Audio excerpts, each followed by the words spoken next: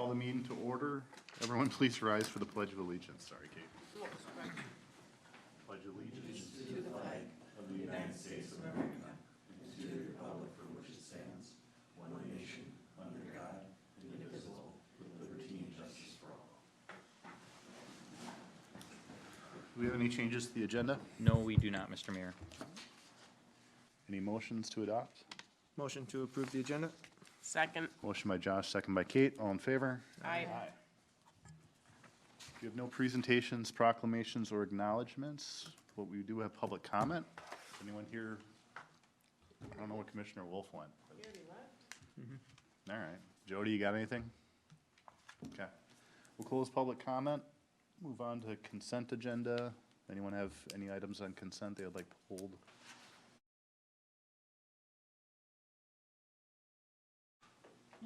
Motion to approve consent agenda. Second. Motion by Kate, second by Gina. All in favor? Aye. We have no public hearings. We have no general business items. We covered reports, so. Let's see, well, administration's always first, and you need a break from talking, or you're good? I don't have anything specific unless you have any questions for me. No. Corey's here. Glad to see you, Corey. I don't have a lot. I'm just Why are you here? Why are you here? I think it's great. I'm glad you are, but like, Because I have a free night where I don't have anything going on, and my wife's out of town. And you need a good meeting, just come to where it's quick, and there's nothing. you did pick a good one. I know, yeah. Well done. That's what I'm here for. No, we've just been plugging away at a whole bunch of different things. It's been wet, so we've been mowing and, trying to finish up a bunch of projects. Nothing major. Same old, Okay. same old. If you're not hearing anything, things are good. It's usually how it works. All right.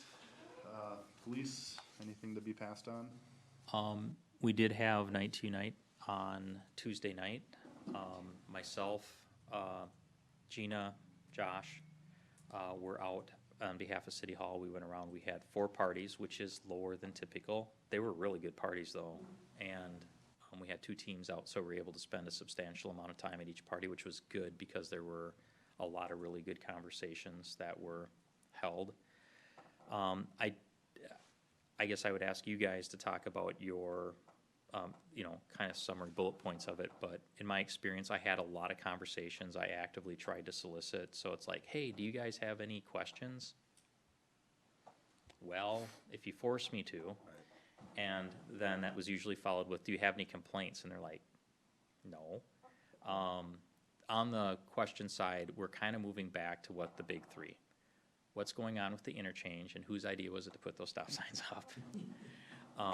The other one we get is just kind of a timing of when do we think we'll have more businesses in town, and that has a variety of purposes. I want more restaurants because, hey, it's always good to have more services. The other one is they recognize the impact of the tax base, and they're savvy about that. And the other part is just, general goods and services. The feedback that I have is all pro-growth.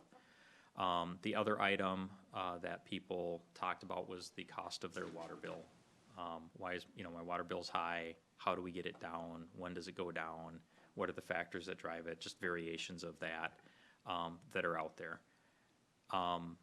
So those were the big themes that were out there. I know somebody's going to ask me, did you hear anything about Niagara? No, I had one question on it. And otherwise, it didn't even come up, except maybe tangentially as they're asking about water bills and stuff, but it wasn't something that was proactively brought up in the conversations, except from one resident, which I think might have been prompted by the newsletter article. So, you guys?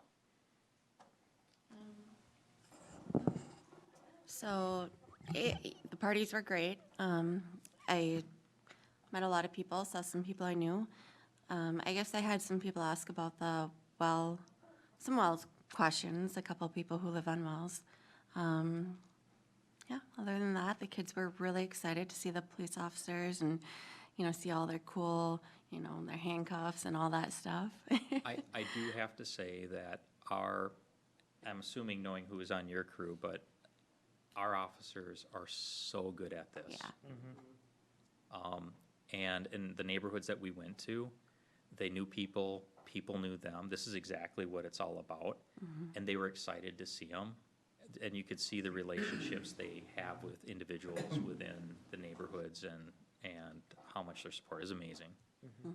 Yeah, it was really cool. And also with the water bills too, I did hear some of that. Yeah, no, generally same things. Kudos all around to police department. They always see the police rolling through. We got stuck is not the right word. Spent a lot of time up at Pete's Hill. I mean, up there for, God, it felt like an hour and a half, 2 hours. It was an hour and a half. Yeah. And they were just, they loved the neighborhood. They loved the layout. Like, just, they were a good group of people up there. And then the plowing, the mowing of the trail, they commented about Pete's Hill and how nice that's been maintained and how awesome that's been. Yeah, and some of the general comments about more business, different business. But otherwise, overall, super pleased with stuff. Like, what would you change? Nothing, keep it the way it is. I moved here from Northfield. I moved here from wherever, and we love it, so. That's awesome. Is there any concern about the decline, the trending decline in number of parties?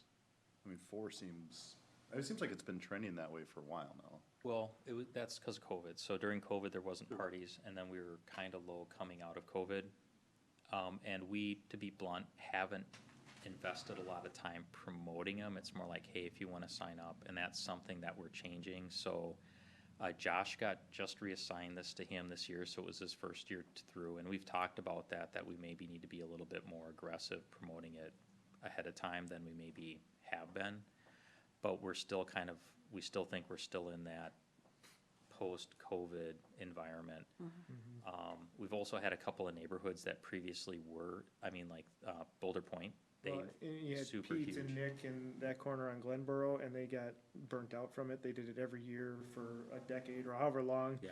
I tried to do it last year, and it was fine, but it's like, I can't do it again, and nobody else even chimed up about it. I got a text the day of. Kids in the neighborhoods are getting older too. Yeah. So Yeah. as you get older, you're busier, Yeah. and then you're not home. That's what I'm seeing. Or then you're Pete's Hill and everybody's retired. Right. So, Right.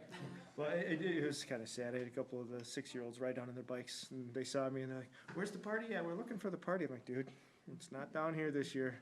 So they were a little disappointed, but I mean, I don't know, directly by me, I feel like it's kind of what the neighbors do anyway, hang outside and have a beer and kids play, so it's not like anything out of, there's one thing that's really clear is we have really strong neighborhood identities in our community. yeah, Because when you're there, they talk about our neighborhood, our neighborhood, Yeah. our neighborhood, and there's a deal of pride and there's a lot of cohesiveness. Part of it, I think, is just the culture of the community. Part of it, I think, is how our community is designed. If you look at every neighborhood, they are clearly distinct geographically. It's not this massive one neighborhood running into another. They all kind of have their own ins and outs. And the geography and everything, they're very distinct.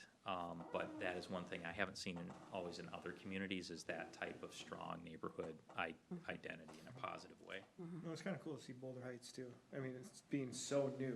I mean, it seems like they have a good crew there, and we go walking around there all the time, and they even do breakfast on like Saturday mornings. They're grilling out sausages and stuff Saturday mornings and stuff. Yeah, so. Well, that's kind of fun. Cool. All right, engineering. 10 minutes, is that enough for your item, Rich? Yep, it sure is. Yes, it is. There was a memo in your packet. I do not intend to make a presentation on it. I've had enough of that this week. But I'm happy to field any questions you might have. Anyone with questions? Thanks, Rich. Maybe a follow-up, Okay. separate from this one. Any follow-up, and nobody asked it, but I forgot to mention it, maybe I hid from it. But the Andrew Lane, Andrew Avenue, Boulder Heights, that one by the park. Yep. I know, we were looking at it, we didn't have time. I mean, I know it wasn't in the priority of things, but I didn't know if there's. We have to get some traffic counts and some movements down there. I was also able to get some broader feedback from the residents at the party, so that's also what these things are good for, about that particular issue that might help inform our analysis on it. I haven't even had time to relate it to Rich yet, so. I was through the recon project today. They are restoring boulevards, so it's starting to look pretty nice. All right. Community development, anything to be passed on? No, I think the council's up to date on those items. Okay. Oh, well, unless you had any questions related to the clean sweep or the fire rescue days survey results. No, I'm assuming nothing for parks. No, there are a couple items that are moving through. Jake is gonna be talking to them at their next meeting about, non-tax revenue sources, that they wanted to look at further, and that was basically a roundup program through utilities, which we found is feasible, but very low revenue generator. They're gonna be a donation program and then community foundation type approach, and so he's basically, here's some additional information at a more granular level. What do you wanna do with this? Do they make sense to pursue? And then ultimately recommendations up to the council if something comes of that. Any further talk about pickleball? One of the other items they have to work through is, how do they wanna prioritize, or what uses for those dollars that are coming in? Pickleball is on the list, it's one of the top ones, as well as potentially, some additional trail segment by Wagner Park.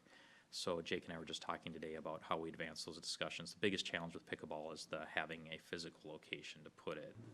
But that would be, that is one of the more greatly desired items. It's more, okay, but you gotta have a spot to put it. So, And the other thing I heard was compost. I don't know if that goes under parks or if that goes somewhere else, but a lot of people are asking about compost facilities closer than New Prague and an option. And I don't know if there's a Scott County thing that we could partner on, and I don't know what anything like that costs, but besides the staying on top of it and the, So- I don't know. I think so. But Corey wants to go out there and stir it every day and maintain We it. don't have a place. we don't have a place. We've talked about it for Yeah. a decade and a half, because you have to have a location that you either man, or it has to be in a location where you can provide regular access to, that's secure, that doesn't create other issues, that doesn't create issues for neighbors, and at this point, we just don't have a place.